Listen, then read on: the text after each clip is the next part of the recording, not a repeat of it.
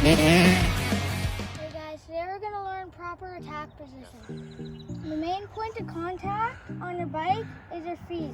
And then what you want to do with your feet is stay on the balls of them. The reason for that, so your ankles can act like a second thing of suspension. And then you don't want to ride with the flat part of your feet, because when you do that, you can't really bend your heels back. You can't really bend them up because your heels are already really up. And the next thing you want to pay attention to is keeping your toes in and not out. Because if you have those out and you're going into a rut, you're going to get your feet caught onto the rut.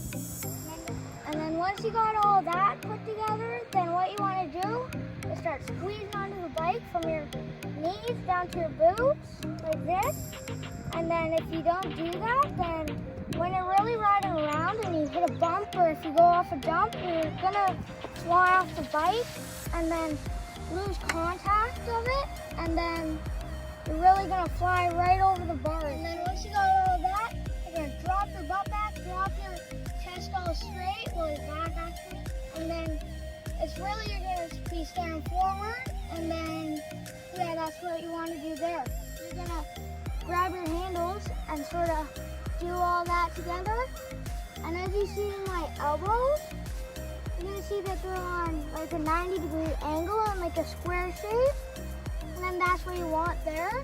If you don't do that and you're doing this, it's gonna be hard to steer your bike and do all the stuff together, because your arms will be like all like this or like this. Another thing to pay attention to when you're in attack position is the throttle.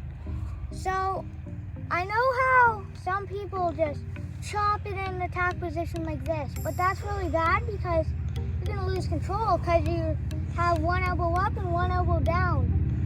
So what you wanna do is turn it like a doorknob and keep your elbows up. Hopefully this helped you guys with standing on your bike properly. And then please like and subscribe, and thanks for watching.